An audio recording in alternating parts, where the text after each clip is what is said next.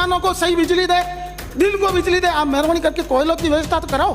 कोयला तो central government से मिल रहा है, वहां से कोयला क्यों रोका रहे हो? किसी ने एक दिन भी बात की? दुनिया जाग चुकी है, दुनिया देख चुकी है कि जाति के नाम पर, धर्म के नाम पर, गौ माता के नाम पर बात करके अब दुनिया गुमराह होने वाली नहीं है। भाषण देने से किसी का पेट भरा नहीं जाता। भाषण बहुत दे सकते हैं, बड़े बड़े भाषण दे दो, कुछ भी कर दो। क्या क्या ये करके बताओ। सेंट्रल गवर्नमेंट 9 साल से भारतीय जनता पार्टी का शासन है, आप बताओ, जवाब दो जनता को। आपने सेंट्रल गवर्नमेंट के अंदर कितनी नौकरियां दी है, ये जवाब दो। जनता सुन रहे हैं, आप जो बात कर रहे हैं, तब भी आज्ञा साहब कह रहे थे बिल्कुल कुछ नहीं किया, ना कुछ हुआ ही नहीं। तो आपने तो 4 साल पहले आपका सरकार था, आपके पूरा विकास हुआ है, कोई चीज की कमी है ही नहीं। तो अभी क्या किस चीज की मांग कर रहे हो? आपका खुश हालत है, पूरा 5 साल के अंदर विकास ही विकास हुआ। राजस्थान ऊपर सारा पहुंच गया था, तो हमने 4 साल ऐसा कौन सा राजस्थान को नीचे दबाने के लिए काम किया? बताओ तो सही, वो तो बात करो। कि प्रधानमंत्री सड़क योजना कितने साल से बंद है? आप बताओ, आपके क्षेत्र में कितनी सड़क आई? कौन मना करता है? प्रधानमंत्री सड़क योजना कहाँ आई?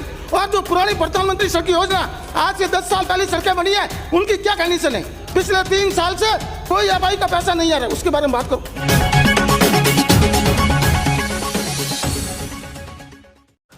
नमस्कार, एक बार फिर से आपका स्वागत है। मैं हूं प्रवीण।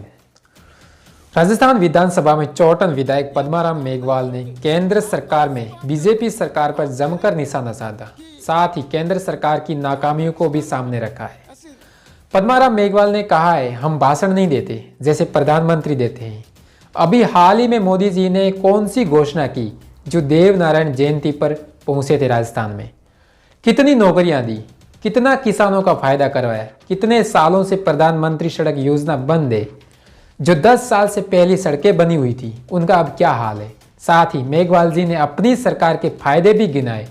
हमने स्कूलों और शिक्षाओं को बढ़ावा दिया, बिजली कटौती जैसी गंभीर विषय पर भी चर्चा की। जहां पर हमने बिजली कटौती हुई है वहां भी जाए और वहां पर भी नाकामियों को भी दूर करा। और चिरंजीवी योजना का सबको लाभ भी मिल रहा है, पेंशन योजनाओं का भी लाभ मिल रहा है और बालिका शिक्षा पर सबसे ज्यादा ध्यान दे रही है हमारी सरकार।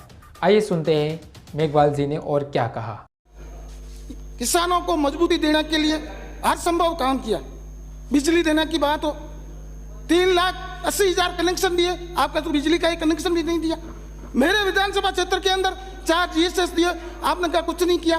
किसानों को समय पर बिजली देने के लिए आप मेहरबानी करके, हमारे माननीय मुख्यमंत्री जी की मंशा है, हमारे ऊर्जा मंत्री जी की मंशा है, किसानों को सही बिजली दे, दिन को बिजली दे। आप मेहरबानी करके कोयलों की व्यवस्था तो कराओ। कोयला तो सेंट्रल गवर्नमेंट से मिल रहा है, वहां से कोयला क्यों रोका रहे हो? किसी ने एक दिन भी बात की? कल माननीय प्रधानमंत्री जी परसों यहाँ आए थे, आप सब वहां गए थे। माननीय प्रधानमंत्री जी यहाँ आए, बिल्कुल अच्छी बात है। देवनारायण मंदिर की बात की, बहुत अच्छी बात है। वहां ऐसी कौन सी घोषणा करके गए राजस्थान को मजबूती मिले? ये 13 जिलों को पानी के लिए जो लोग तरस रहे हैं, पानी तो सब लोग पिएंगे, कांग्रेस के पिएंगे, बीजेपी के पिएंगे, सपा बसपा सब पिएंगे, उनके लिए तो घोषणा करो। ये भारतीय पेयजल मिशन के तहत पहले 90% मिल रहा था, अब उसको जल जीवन मिशन के अंदर 45% राजस्थान को दे रहे और 45% दूसरे को दे रहे। ये दोहरा मापदंड है, इसको ऊपर उठ के राजस्थान विकास कैसे हो, राजस्थान को मजबूती कैसे मिले, राजस्थान के हर बच्चे को शिक्षा मिले, राजस्थान के हर किसान को उच्च क्वालिटी की बिजली मिले। किसानों की फसलें बर्बाद हो गई है। फसल शीतलहर के अंदर हमारे क्षेत्र के अंदर एरंडी, इसबगोल और जीरे की फसलें खराब हुई। हमने उसी दिन माननीय मुख्यमंत्री कार्यालय और कृषि मंत्री जी के यहाँ फोन किया और घंटे के अंदर गिरदावरी की आदेश कर दिया। हमको विश्वास है राजस्थान के लोक कल्याणकारी मुख्यमंत्री, राजस्थान के जननायक, आम आदमी की आवाज बनकर किसानों के हित के अंदर जल्दी फैसले लेंगे और किसानों की जो फसलें बर्बाद हो गई है उसके अंदर किसानों को कृषि आपदा के अंदर जरूर फायदा देंगे। मैं आपसे निवेदन करना चाहता हूं कि प्रधानमंत्री बीमा योजना लागू की है, बहुत अच्छी बात है। प्रधानमंत्री जी वहां से डायरेक्शन जारी करते हैं बीमा योजना। मैं उनसे आप सबसे निवेदन करना चाहता हूं, उसके अंदर ये कंडीशन डाल दी है कि 2% टेम्परेचर नीचा आएगा तब उनको बीमा मिलेगा। वो कब आएगा? और उसके बाद में किसानों के करोड़ों रुपया आपने बीमे ले लिए, तो किसानों के साथ पुरवरा घात कौन कर रहे? आप कर रहे हो, हम कर रहे हो? उसके बारे में तो बात करो। वो योजना आपने लागू की, अच्छी बात है। उस योजना के अंदर किसानों के हित में फैसला कैसे हो, किसानों को ज्यादा से ज्यादा बेनिफिट कैसे मिले। किसान एक दिन को रात को सर्दी में गर्मी में कड़ी मेहनत करने के बाद में भी उनकी जो उपज है, उनका जो खर्चा आ रहा है, उसकी भी पैदावार पूरी नहीं मिलती है। एक आम आदमी पूरी भारत के ये महान उद्योगपति, महान पैसे वाले, महान नेताओं का पेट भरने का काम किसान करता है। तो किसान के हित के अंदर जो फैसले होते हैं, किसान को मजबूती कैसे मिले, किसान पैदावार करके अपने बच्चों को उच्च क्वालिटी की शिक्षा कैसे दे, अच्छे मकान कैसे बनाए, अच्छे कपड़े कैसे पहने, उसके लिए माननीय मुख्यमंत्री जी से मैं निवेदन करना चाहता हूं कि ऐसी एक नई योजना लागू करे, ऐसी सोच पैदा करे जो किसान के उपज से अधिक उसको मजदूरी मिले। हर स्कीम से किसानों को जोड़कर किसानों को मजबूती देने के लिए आप नई पहल करेंगे तो राजस्थान के किसान आपको पहले भी आशीर्वाद दिया, आने वाले समय में भी आशीर्वाद देंगे और वापिस 2023 के अंदर कांग्रेस की सरकार आएगी। मैं आपको विश्वास दिलाना चाहता हूं। मैं आपसे निवेदन करना चाहता हूं कि मुरारी लाल के हसीन सपने दुनिया जाग चुकी है, दुनिया देख चुकी है कि जाति के नाम पर, धर्म के नाम पर, गौ माता के नाम पर बात करके अब दुनिया गुमराह होने वाली नहीं है। भाषण देने से किसी का पेट भरा नहीं जाता। भाषण बहुत दे सकते हैं, बड़े बड़े भाषण दे दो, कुछ भी कर दो, किया क्या ये करके बताओ। सेंट्रल गवर्नमेंट 9 साल से भारतीय जनता पार्टी का शासन है, आप बताओ, जवाब दो जनता को। आपने सेंट्रल गवर्नमेंट के अंदर कितनी नौकरियां दी है, ये जवाब दो। आप किसानों के हित में ऐसी कौन सी योजना लाए, वो जवाब दो। आप ये किसानों को ये बताओ कि हमने आपके आशीर्वाद से राजस्थान के अंदर 25 सांसद जीत के भेजे, राजस्थान के लिए ऐसी कौन सी नई योजना लेके आए, उसके बारे में चर्चा करो। माननीय मुख्यमंत्री जी ने जो विकास किया, हम उसके गुणगान गाते हैं। हम ऐसी झूठी बातें नहीं करने वाले। हम आपसे निवेदन करना चाहते हैं, सड़क तंत्र को मजबूत करने के लिए मेरे विधानसभा क्षेत्र के अंदर कई करोड़ों रुपए का काम हुआ।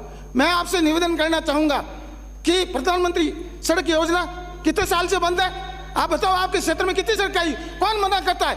प्रधानमंत्री सड़क योजना कहाँ आई? और जो पुरानी प्रधानमंत्री सड़क योजना आज से 10 साल पहले सड़कें बनी है, उनकी क्या कंडीशन है? पिछले 3 साल से कोई एफआई का पैसा नहीं आ रहा, उसके बारे में बात करो।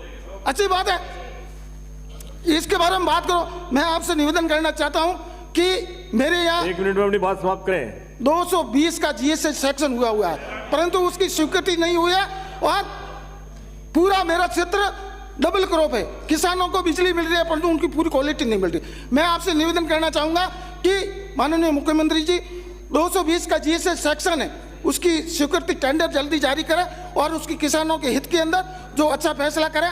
मैं आपसे निवेदन करना चाहता हूं कि शिक्षा विभाग के अंदर माननीय मुख्यमंत्री जी ने अच्छा काम किया। हर पंचायत मुख्यालय पर सीनियर सेकेंडरी स्कूल पहले भी खुली थी, अभी भी जो नई पंचायतें बनी उसके अंदर सीनियर सेकेंडरी स्कूल हो गई है।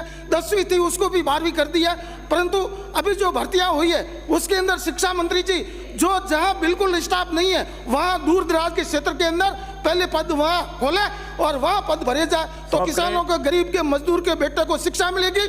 और गरीब का बेटा, किसान का, सीमा क्षेत्रीय क्षेत्र का बेटा आगे बढ़ेगा तो ही राजस्थान खुशहाली होगा, राजस्थान आगे होगा। आपने मेरे को बोलने का मौका दिया, तो आपने सुना पद्माराम मेघवाल जी का ओजस्वी भाषण जो विधानसभा सत्र में दिया था।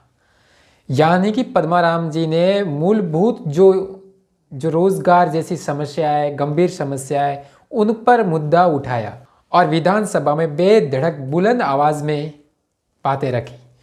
हो सकता है वहाँ पर कितने लोगों ने विरोध भी किया हो, क्योंकि वह पक्ष का एक विपक्ष भी होता है। जहाँ हम अच्छाई करेंगे वहाँ बुराई भी मिलेगी, लेकिन विपक्ष होना भी बहुत ज़रूरी है, क्योंकि अगर हम विपक्ष को सामने नहीं रखेंगे तो हमारा कैसा कार्य उनको दिखेगा। अगर हमारी कोई गलती होगी तो सामने वाला बताना भी उचित समझेगा हमें। लेकिन दोस्तों, जहाँ पर इन्होंने बताया कि चिरंजीवी योजनाओं का लाभ मिल रहा है, स्कूलों में भी शिक्षा, बालिका शिक्षा, सब कुछ अच्छा चल रहा है। यानी कि जो प्राथमिक स्कूल थे उसको उस प्राथमिक किया, जो उस प्राथमिक थे उसको माध्यमिक किया, जहाँ कॉलेजें नहीं थी वहाँ सरकारी कॉलेजें भी हुई। राजस्थान में कांग्रेस सरकार ने बहुत अच्छे कार्य भी किए, ये काबिल तारीफ है। जैसे जो आमतौर पर जहाँ पर बीजेपी की सरकार है, चाहे गुजरात हो, उत्तर प्रदेश हो, हरियाणा हो, वहाँ पर इस तरह से शिक्षा में ज़्यादा जोर नहीं दिया जा रहा। हालांकि पेपर लीक समस्या बहुत बड़ी है। जहाँ तक केंद्र सरकार में कोई भी सरकार हो, चाहे गुजरात में बीजेपी सरकार हो, चाहे राजस्थान में कांग्रेस सरकार हो, लेकिन पेपर लीक में जो असली माइंड रीडर होते हैं वो किस तरह से पेपर को आउट कर देते हैं और सरकार की नाकामियों को गिनाते हैं, चाहे बीजेपी की चाहे कांग्रेस की हो।